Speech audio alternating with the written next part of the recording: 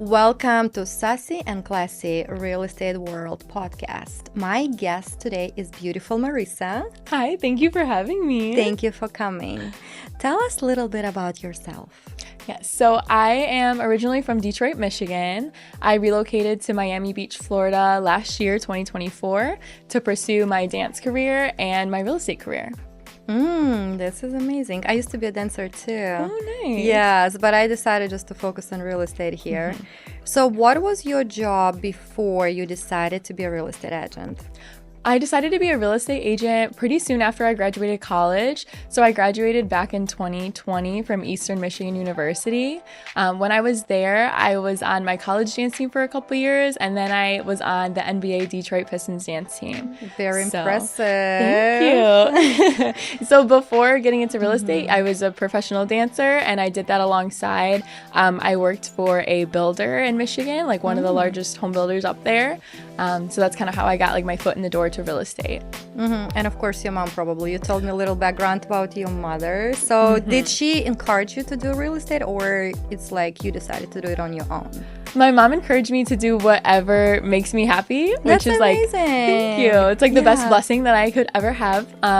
So she's just encouraged me to, figure out what I like in life and to move forward with doing that, try it out. So I grew up, going to open houses and going to see like her rental properties and her listings. So I think, ever since I was a kid, this was something that I knew that I always wanted to do. She didn't really have an influence like, I think you should try it. It was just kind of like familiar and I liked it. So I went with it. Do you remember some property that your mom showed it to you? I don't remember like specifically like a favorite, but I do remember going and seeing a lot of they were mostly single family homes where we were from. So seeing beautiful single family homes and how she interacts with her clients. It was really inspiring and kind of made me want to pursue this career on my own. Did you learn something from your mom? Oh, I learned stuff every day from her. But what did you learn about regards like real estate? Regards to real estate, she told me something recently that has really resonated with me is not everybody's going to have the same like taste as you, because some people like it more modern, some people more classic, and there's everything in between. So not to discount listings and not show them to somebody just because I don't like it personally. And that's been like a great takeaway is like, That's very good advice. Yeah, because sometimes people want something different than what you do. So what about life advice? What did your mom give you as a life advice? Life advice, she has taught me to be super motivated and really just go after whatever I want. Like whatever I envision myself doing, she's been there to support me and helps me along the way, whether I need like help or advice or just a little bit of encouragement. She's always there. That's amazing. I love your energy. You like super, like that's why I want to invite you too, because your energy is like amazing. Like I think this room full of our, positive energy around. Thank you so much. I love your energy too. Oh, thank you. I don't know if this camera can hold our energy. Right. But go back to real estate. So what you learned? What was the most difficult moment for you in a real estate? I think the most difficult moments for me have been overcoming objections from clients. People are always going to say, oh, I'm not ready. I just need to think about it. Maybe when interest rates get lower, but working on different ways to circumvent those like issues kind of before they become a problem, and just really getting to know my clients well. So that way I can help them, do what they want to do, which is ultimately buy their new home, their forever home, or something along the way. Which advice would you give to a new real estate agent?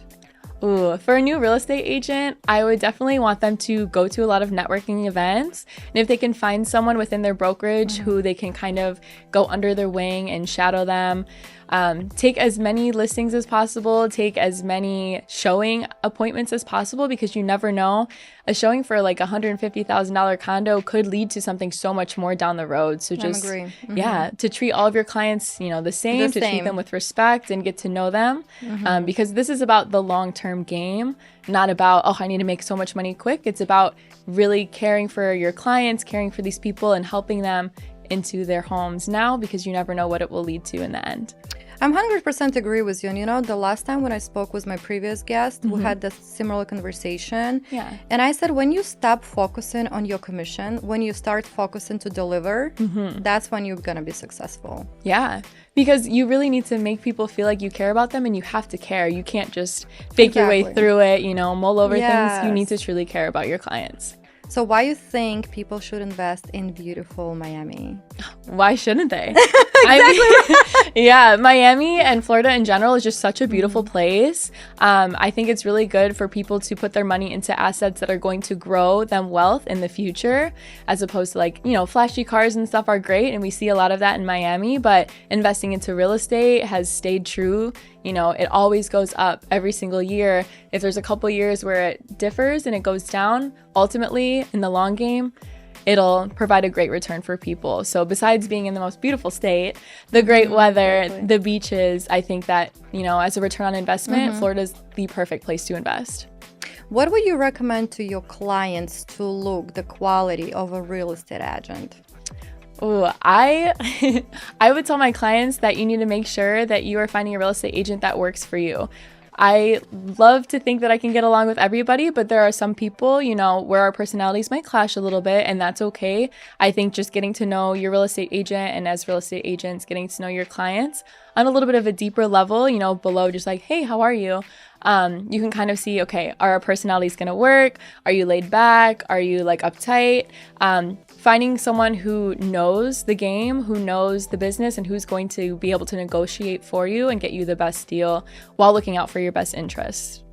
Why you think, which quality not good for real estate agent? That's how I would ask you. I think being arrogant is a bad quality in general, but especially for realtors, because, you know, we're going to meet some people and they're going to be a little bit more on the cocky side, but when you get into the arrogant and, you know, I'm the best, then it's not good for anybody. I agree. Sometimes the other side is too pushy. You know, I had a deal and the other real estate agent, he was super pushy and the deal never went through. So that's what, you know, why I'm asking these questions then. Obviously, I want everybody to see what we go through as a real estate agent, and I want our clients to learn from us and what they have to search in their agent. But if not beautiful, sexy Miami, where you think people should invest? Oh, well, I'm from the Midwest. I'm from Detroit, Michigan, the suburbs over there. I think if I were to invest anywhere else besides Florida, Michigan would be a great place because there are a lot of people that live there. There's a lot of people that, you know, need homes, and the cost of construction is a little bit less up there compared to here. So it's a good place for, again, that long-term goal. But for money like up front, I don't think it would be a great place. But long-term goal, Michigan, for sure. That's a good, I never been there. I should visit. I'm going to ask you which places I should visit. Yes, I have recommendations for everything. Thank you. I appreciate it. Yes. Well, what about it if not Miami? Where they should, besides the Michigan? What else? What about Europe? Where do you think they should invest in Europe? I know, well, I'm Italian. My family's from Sicily. Oh, nice. I didn't know that. Yes. And that would be a great place to invest. Well, one, because I love it's Italy. Beautiful. Yes, do you everybody speak Italian? loves it. I don't. I need to. I'm working on my Spanish right now, being in Miami. But I know, right? Being in Miami, you need to speak Spanish. Yes, you really need to. So once I get my Spanish down, then I'll do a little bit more looking into learning Italian in my culture, but I think that would be a great place for people to invest as well. It's beautiful, it's booming, there's so much to do there, so yeah. We have a lot of tourists in Miami. Like if somebody would come, which restaurant would you recommend for like nice dinner in Miami? Oh, I really love Delilah, their restaurant. They have a really good lobster pasta dish. Oof, sounds yummy. Yeah, that, and they have like a vegetarian burger, and it's so good. So I would say that's probably one of my favorite dinner spots.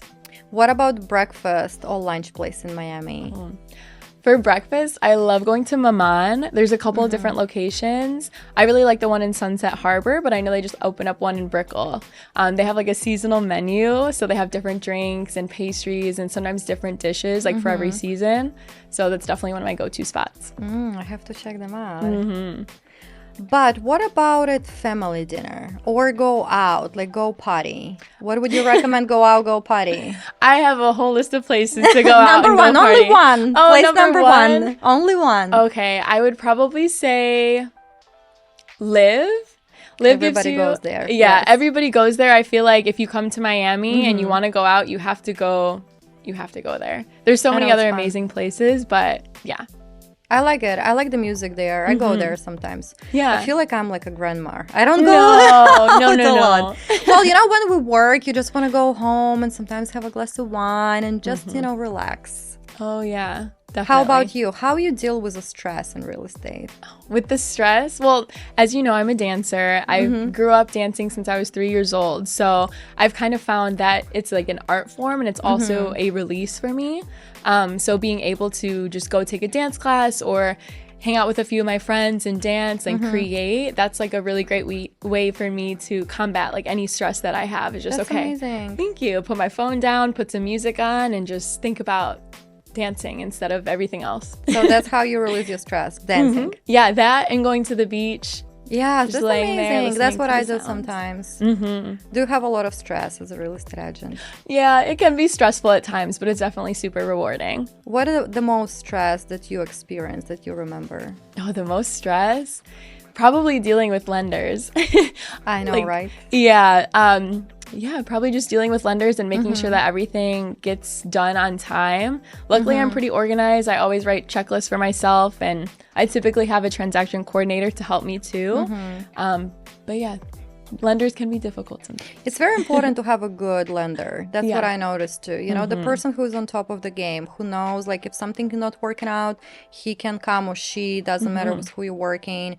They have a backup plan. Yeah. This is very, very, very important. It is so important. To have a good lender. Did you have situation when your deal didn't go through because the other real estate agent? Did you ever experience that? I haven't had that happen, but I almost had a deal fall through because of a lender. They were using a lender out of state, from Michigan actually, and the lender said that they weren't able to fund the home as a conventional loan. And I'm like, oh my gosh, what do I do? So I went to my go-to lender here in Miami. He was able to do it because he had just closed a deal in that building. So we got it done, but my client had to switch lenders. So it's good having someone that you know that can get the job done correctly. Do you remember some kind of transaction that you wish you changed something, or some transaction that didn't go through, like something that sits so deeply inside of you that you cannot forget? Oh, back when I was in Michigan, I had a client who almost wasn't able to close because they were giving their children and their grandchildren like money because like they needed it. But luckily we were able to get them to the closing table. We just had to delay it a little bit, but that like always sits with me. It's like, you know, people are so generous, especially to their kids and their grandkids. But when you're doing a big purchase like a home, you kind of have to be considerate of yourself and like, what are you going to lose by doing that? So yeah, that really sits with me. But I'm glad that we were able to get them to the closing table at the end. That's amazing. What about transaction or the house that you've sold? You would maybe dream to live in this house. Tell me about that moment. Like the house you would never forget, like the positive moment. Yeah. Well, I recently just had a client who was also from Michigan, and she was looking to move to Brickell. We ended up finding her this beautiful Brickell. It's like a 2-story condo, and it was a 1-bedroom, 1.5 bathroom with a beautiful view of the Brickell River. So that was a super special moment for me. One, because we got to share like our backgrounds, where we were coming from. You know, we're both from Michigan. We both know some of the same people. And then I got to help her find like her new condo here. So that was a super special moment for me. Something I'll never forget because I got to kind of make her dreams come true, you know, moving from the Midwest to the busy Miami. So yeah, really happy with that. Where do you see yourself in 5 years? In 5 years, yes. I definitely see myself still in Miami. I see myself in a penthouse with a great view. Ooh. Probably still in Miami Beach. That's where I'm at now, and I love like the beach vibe. And, you know, driving a G-Wagon or a Maserati, something a little flashy, but you know, not too much. Somebody who's watching, do you have a piece of paper to write it down? Right, write down my wish list. Yes, I like that. Yes, thank you. Of course. I'm the type of person, I'm always happy for people. That's why I ask that question, because sometimes I think we forget, like, this is A and where we want to be at the end. That's why I always ask that question. Like, it's kind of reminder for ourselves, where would you like to be in 5 years? Yeah. And the other question, I'm always asking myself, which advice would you give to yourself right now? Right now? Yes. I would give myself the advice to just keep going and take everything I can, take it all in, learn from different people, continue to move forward, set my goals, and figure out how I'm going to get there, and just keep believing in myself. Yeah. And what advice would you give to yourself when you became a real estate agent? What would you change from the beginning? Oh, I would probably tell myself to dive in a little bit deeper in the beginning. I was kind of a little bit more lax with everything, but now I'm more on it. I'm very strict. I'm very good and on top of the ball. So I think just starting off from the beginning, I would have dug a little bit deeper, maybe gotten into it sooner, Yeah. And for how many years you're doing real estate? Almost 5 now. That's amazing. Thank you. Yes, I can see you love it, the way you talk about it and all of that, like all of your positive energy. I can see how you care about your clients. Thank you. I think this is very super important. When you sell the house and you feel happy, or something goes wrong, and I hope you don't have these moments in your life, but who is the first person you share in your achievements or your sorrow? The first person I share anything with is my mom. This is amazing. Yes, I'm so lucky to have a mom like her. Yes. She's here in the room with us now, which is just so nice having her always for that support system since I was a kid, and now even more I can lean on her as an adult, and I know she's been here with her clients. She's a realtor in Michigan, so she has so much great advice for me, whatever I need. So she's the first person I call when I have good news. She's the first person I call when I have bad news, everything. That's amazing. I'm so happy for you that you have that, support in your life. Thank you so much. Is there any listings, the current listings, or it's coming up soon, that you would like to share with us? Yes, thank you for asking. Tell me about it. So I have a new listing that's going to be coming to the market, hopefully in the next couple of weeks. It's a beautiful studio in Miami Beach. The building's right along the bay. It has its own balcony, its own parking, right on Lincoln Road, so super close to Lincoln Road, and about a 20-minute walk from the beach. So yeah, keep a lookout on the MLS. Keep a lookout on my social media. Yes, of course. Please tell us how we can find you. Yes, you can find me on Instagram and Facebook at Marissa Sells Miami. Thank you so much. And thank you so much for coming. I love your energy. I wish you all the best. And the reason why I'm doing this podcast, because I do not really focus in Miami, but if I know I have a client, I will highly recommend to you. If client somebody who's looking for, you know how to find beautiful Marissa. Thank you. She just shared her Instagram with you, but also seriously, thank you so much for coming. Thank you for your energy. Thank you for sharing your positive moments. I just want also our clients to see what we go through when we start the deal and when we close in the deal for them. Then they know where we are from the point A to the point B. And yes, we're probably smiling, but I feel like we're therapists. We're finding, it's like we're helping them. We're helping them their dreams to come true, you know? And I just want everybody to see what we're going through and how we dream about the job we do, and we deliver. The most important, we deliver. Yes. But thank you for watching Sassy and Classy Real Estate Podcast with beautiful guest Marissa. Thank you so much. Thank you for having me. So happy to be here and so happy to be able to share this with everybody on the internet. Thank you so much. I'll see you soon. Yes.